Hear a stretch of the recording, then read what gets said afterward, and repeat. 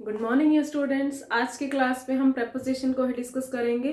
ठीक है, third type का प्रपोजिशन जो क्या था, preposition of direction and movement. Okay, सबसे पहले इंट्रोडक्शन से स्टार्ट करेंगे। The preposition that give us information about direction and movement of noun और pronoun in a sentence are called preposition of direction and movement. ठीक है, ऐसे words जो हमें इंफॉर्मेशन दे रहे हैं किसके बारे में, डायरेक्शन ऑफ मूवमेंट के बारे में। ठीक है, उन्हीं वर्ड्स को हम क्या कहेंगे, प्रपोजिशंस। ठीक है, लुक एट द बोर्ड। कुछ एग्जांपल्स के थ्रू हम हमेशा जैसे डिस्कस करते हैं वैसे ही करेंगे।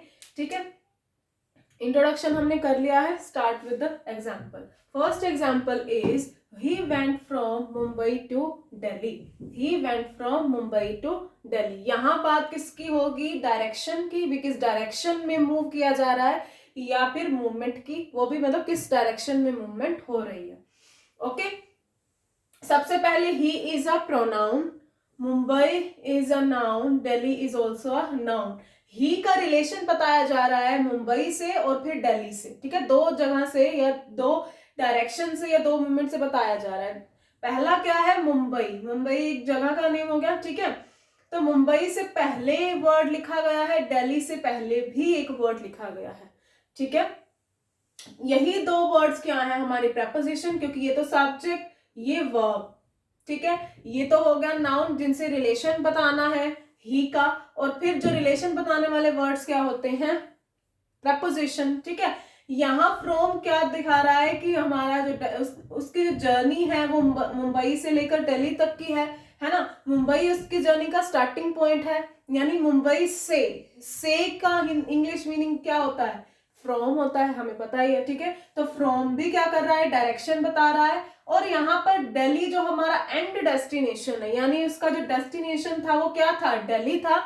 ठीक है, वो अपने डेस्टिनेशन तक पहुंच गया। ठीक है, अब एंड डेस्टिनेशन को या स्पेसिफिक डेस्टिनेशन को शो कौन करेगा, टू। ठीक है, यहां स्टार्टिंग पॉइंट था और यहां डेस्टिनेशन। क्लियर।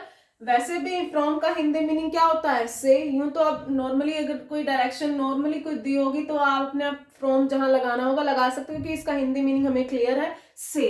ठीक है, लेकिन टू क्या होता है, स्पेसिफिक जो डेस्टिनेशन अगर हमें दिया हुआ है उसको कौन शो करेगा, टू करेगा।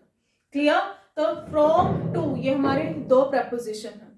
Next example is she was going towards the library. ठीक है, कहां जा रही थी, लाइब्रेरी। टूवर्ड्स का क्या मतलब होता है, की तरफ, लाइब्रेरी की तरफ जा रही थी। अब शी का रिलेशन किससे बताया जा रहा है, लाइब्रेरी से। कौन बता रहा है, टूवर्ड्स ही बता रहा है। ठीक है, जब मूवमेंट बताई गई हो इन अ पर्टिकुलर डायरेक्शन, सिर्फ डायरेक्शन दी हुई है, हमें डेस्टिनेशन की बात नहीं की हुई है, यहाँ पर डायरेक्शन एक बताई जा रही है कि लाइब्रेरी की तरफ जा रही थी।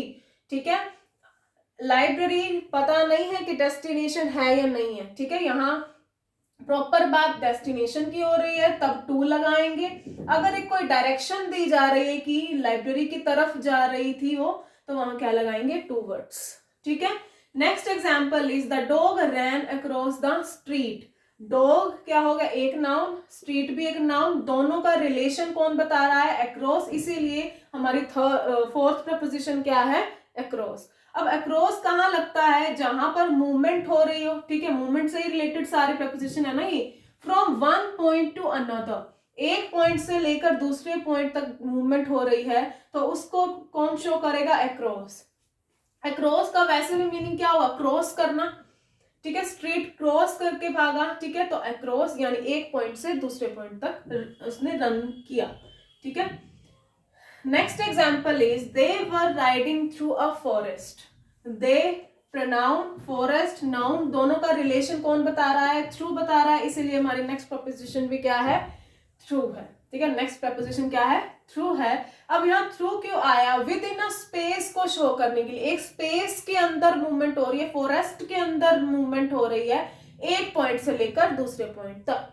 ठीक है, फॉरेस्ट एक स्पेस का नाम होगा ना, एक जगह को हमें बताया गया है कि फॉरेस्ट में ही, यानी एक स्पेस को मेंशन किया हुआ यहाँ पर। ठीक है, और from one point to another show कौन करेगा, थ्रू करेगा। ठीक है, we walked along the river. We pronoun हो गया, रिवर क्या हो गया है, नाउन हो गया है, ये तो हमारा मेन एक्शन ही है। तो ये प्रोनाउन ये नाउन इन दोनों का रिलेशन कौन बता रहा है, अलोंग, इसीलिए अलोंग क्या है हमारी नेक्स्ट प्रपोजिशन। ठीक है, अब यहां हमें क्या पता चल रहा है, सपोज ये एक नदी बह रही है, फिर हम आ गए बीच में। ठीक है, ये मेरी ड्राइंग पर आप थोड़ा ज्यादा कमेंट ना करें, ठीक है, जैसे मुझे आती है वैसे मैंने बनाई है। ठीक है, रिवर यहाँ बह रही है, ठीक है, और हम भी इसके साथ क्या है, चल रहे हैं, यानी इसके साथ मतलब कि क्या होगा, यहाँ पर एक पैरेलल मूवमेंट हो गया। पैरेलल मूवमेंट मतलब रिवर भी फ्लो कर रही है अपनी जगह पर, और हम भी रिवर के किनारे पर क्या कर रहे हैं, चल रहे थे या चले। ठीक है, तो साइड बाय साइड मूवमेंट हो रही है ना, तो पैरेलल मूवमेंट को शो करने के लिए हम क्या लगाएंगे, along. Clear. Next example is Paul jumped into the river. ठीक है, पॉल नाउन, एक्शन हमारा, रिवर भी नाउन, दोनों इन दो नाउन का रिलेशन कौन बता रहा है, इनटू, इसलिए इनटू हमारी हो गई नेक्स्ट प्रपोजिशन। अब इनटू कहां लगाया जाता है, मूवमेंट इनसाइड स्पेस, इनसाइड मतलब अंदर, एक स्पेस के अंदर जब मूवमेंट हो रही है उसको शो कौन करेगा, इनटू। कई बार ऐसा होता है कि इन और इनटू में कंफ्यूजन हो जाती है। ठीक है, इन भी क्या था, इनसाइड का शो करने के लिए था, और इनटू भी क्या है, इनसाइड कोई चीज मूवमेंट हो रही है किसी चीज की। ठीक है, अब दोनों में डिफरेंस क्या होगा कि इनटू बात करता है मूवमेंट की, इन बात मूवमेंट की नहीं करता। ठीक है, इन हम कहा यूज कर रहे थे, सिर्फ एक जगह के अंदर कोई चीज पड़ी है, मतलब प्लेस की बात कर रहे थे। यहां हम मूवमेंट की बात कर रहे हैं, तब हम क्या लगा रहे हैं यहाँ पर, इनटू। ठीक है, मूवमेंट इनसाइड अ स्पेस। ठीक है, मूवमेंट को शो करने के लिए हम इनटू यूज करते हैं। क्लियर है, वरना इनसाइड तो दोनों में ही कॉमन है। ठीक है, next example is the cat jumped on to the sofa. Cat is a noun, sofa is also a noun, jump is a main action, तो ये वर्ब हो गया। अब इन दोनों का रिलेशन कौन बता रहा है, ऑन टू, सो हमारी नेक्स्ट प्रपोजिशन क्या हो गई, ऑन टू। ऑन टू कहां लगता है, मूवमेंट ऑन अ सरफेस। अब देखो सोफा के ऊपर कैट ने जंप किया, सोफा के अंदर तो जंप नहीं किया जा सकता है ना, सोफा के ऊपर जंप किया कैट ने, तो क्या होगा, मूवमेंट ऑन एक सरफेस के ऊपर जंप हुआ। ठीक है, जब एक सरफेस के ऊपर मूवमेंट हो रही है तब क्या लगाएंगे, ऑन टू। अब ऑन टू से एक और प्रपोजिशन भी याद आनी चाहिए आपको, कौन सी, ऑन। ऑन भी क्या था, सरफेस के ऊपर, यानी एक सरफेस के ऊपर किसी पर्सन या थिंग की लोकेशन बताई जा रही है, पोजीशन बताई जा रही है, तो वहां हम क्या लगाते थे, ऑन। लेकिन यहाँ बात हो रही है मूवमेंट की, ध्यान रखना है, यहाँ मूवमेंट की बात हो रही है, और इन और ऑन में क्या बात हो रही थी, पोजीशन की या फिर लोकेशन की। ठीक है, तो ऑन टू मतलब यहाँ भी सरफेस की ही बात होगी, लेकिन मूवमेंट की बात होगी। ठीक है, next example is the ball went over the wall. Ball क्या है, वॉल के ऊपर से गई, ball is noun, wall is also a noun, दोनों का रिलेशन कौन बता रहा है, ओवर, क्योंकि वेंट तो क्या है, वर्ब हो गया, मेरा मेन एक्शन हो गया। ठीक है, अब ओवर कहां लगाते हैं, मूवमेंट ऑफ अ थिंग, किसी भी चीज की या किसी भी पर्सन की ले लो, मूवमेंट हो रही है, लेकिन कैसे हो रही है, अबव समथिंग, किसी चीज के ऊपर, यानी वॉल के ऊपर बॉल गई है। ठीक है, अब आप ध्यान से देखो, above is also a preposition, जो क्या शो कर रही थी, लोकेशन को, लेकिन एक लेवल से ऊपर। ठीक है, तो दोनों का से आप क्या कर सकते हो, कनेक्ट कर सकते हो कि अब ओवर भी किसकी बात करता है, अबव समथिंग मतलब ऊपर, और अबव भी किसकी बात करता है, ऊपर, ये ओवर किसकी बात कर रहा है, यहाँ मूवमेंट की। ठीक है, नेक्स्ट अभी यहाँ पर जितनी भी प्रपोजिशन हमने की हम दोबारा से डिस्कस कर लेते हैं। फर्स्ट थी हमारी from, to, towards, across, through, along, into, on to and over. ये प्रपोजिशन क्या शो कर रही थी, डायरेक्शन एंड मूवमेंट को। ठीक है, क्या शो कर रही थी, डायरेक्शन एंड मूवमेंट को। इसी के साथ हमारे जो प्रपोजिशन के टाइप्स होते हैं कंप्लीट। ठीक है, जो आपकी बुक के अकॉर्डिंग दिए हुए थे। ठीक है, अब जो आपकी प्रपोजिशन, कुछ ऐसी प्रपोजिशन है जिससे रिलेटेड एक्सरसाइज का पार्ट दिया हुआ है, डिफ्रेंशिएट करना है आपको, दो प्रपोजिशन में कोई एक प्रपोजिशन आपको लगानी होगी। ठीक है, उसके लिए मैंने यहाँ एग्जाम्पल्स दिए हुए हैं, पहले एग्जाम्पल देखते हैं, फिर हम क्लियर करते हैं कि वो एक्सरसाइज का पार्ट है क्या। ठीक है, 9th example is I write the answer with a pen I write the answer, answer लिखा, ठीक है, मैंने लिखा आंसर, किससे लिखा, पेन की हेल्प से लिखा, ये भी नाउन ये भी नाउन, दोनों का रिलेशन कौन बता रहा है, विद इज अ प्रपोजिशन। अब यहाँ विद क्या डिनोट कर रहा है कि मैंने एक इंस्ट्रूमेंट की हेल्प ली अपना काम करने के लिए, ठीक है, मैंने किसी एक इंस्ट्रूमेंट को यूज किया कि मैं अपना काम कर सकूं, तो यहाँ क्या शो हो रहा है, इंस्ट्रूमेंट की अगर मैंने हेल्प ली है, ठीक है, इंस्ट्रूमेंट के साथ में हमने क्या लगाया है, विद लगाया है, ठीक है। Next example is he is working with his brother, ठीक है, किसके साथ ही काम कर रहा है, अपने भाई के साथ में, ठीक है। अब यहाँ भी विद आ गया, यहाँ इंस्ट्रूमेंट है नहीं है, यहाँ क्या है, एक पर्सन है जो इसका भाई है, ठीक है, तो यहाँ सेंस किसकी आ रही है, के साथ, अपने भाई के साथ वो काम कर रहा है, जहां के साथ की सेंस आएगी, ठीक है, वहां आप क्या लगाओगे, विद लगाओगे, ठीक है। एक और क्या है इसका रूल कि जब इंस्ट्रूमेंट की हेल्प से कुछ काम हो रहा है तब वहां भी क्या लगाओगे, विद लगाओगे, ठीक है।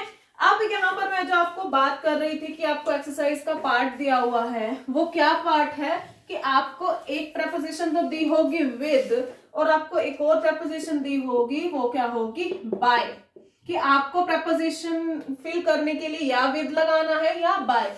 विद के दोनों रूल्स हमने कर लिए हैं, अब बाय का रूल हम एग्जांपल से क्लियर करते हैं। Example is the letter is written by me, the letter is written by me. यहां पर ऑब्वियस सी बात है, प्रपोजिशन तो आपको पहले ही दिख गई है, ठीक है। अब लेटर मेरे द्वारा लिखा जाता है, ठीक है, मेरे द्वारा लिखा जाता है, कौन बता रहा है, बाय। बाय क्या डिनोट कर रहा है यहाँ पर, डूअर ऑफ एन एक्शन, यानी कि अगर यहाँ बाय मैं नहीं लगाऊंगी तो मुझे नहीं पता चलेगा कि काम मेरे द्वारा हो रहा है, ठीक है, फिर कुछ भी नहीं पता चलेगा। तो बाय क्या डिनोट कर रहा है, डूअर ऑफ एन एक्शन, मतलब डूअर कौन होता है, जो एक्शन परफॉर्म करने वाला, ठीक है। अब एक और चीज, बाय को हमने प्रपोजिशन ऑफ टाइम में भी डिस्कस किया था, वो तो आपको आता ही है, लेकिन एक और रूल भी है जो हम विद के साथ में जोड़ा जाता है कई बार, कि विद लगाना है या बाय, ये डूअर को शो करेगा, वो के साथ, ठीक है, की मदद से या फिर के साथ। अब ये हो गया विद और बाय का रूल। एक और जो डिफरेंस है वो किसमें हो जाता है कई बार, एक तो बिसाइड दिया होता है या फिर बिसाइड, आपको इन दोनों में से प्रपोजिशन लगानी है। अब इन दोनों में डिफरेंस भी हम एज यूजुअल एग्जांपल से ही क्लियर करेंगे। First example is I enjoy sitting beside a fireplace. I enjoy sitting beside a fireplace. ठीक है, ये तो हो गया beside का, दिख ही गया आपको। Next example is besides flour I need sugar and butter. Sugar and butter, ठीक है। अब एग्जाम्पल में भी दिख गया, बिसाइड्स दिया हुआ है। अब दोनों में डिफरेंस क्या है, यही तो क्लियर करना है। अगर आपने लास्ट क्लास देखी होगी प्रपोजिशन की, तो वहां हमने डिस्कस किया था पोजीशन या लोकेशन को डिनोट करने के लिए हम बिसाइड का यूज करते हैं।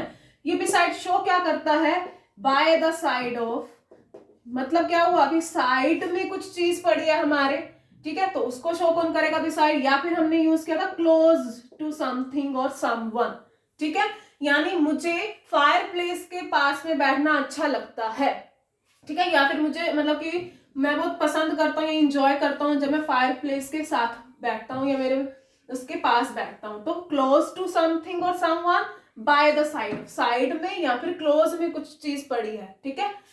नेक्स्ट बिसाइड्स क्या है, अपार्ट फ्रॉम, ठीक है, बिसाइड्स का मतलब क्या होता है, अपार्ट फ्रॉम, मतलब फ्लोर की बजाय मुझे क्या चाहिए, शुगर एंड बटर, ठीक है, की बजाय की सेंस आए, या फिर इससे अलग मुझे कुछ और चाहिए, ठीक है, इससे अलग मुझे कुछ और चाहिए, तो की बजाय या फिर अलग की सेंस आए जहां, तो वहां क्या लगाओगे, बिसाइड, सॉरी बिसाइड्स, और बिसाइड कहां लगाओगे, क्लोज टू समथिंग और समवन।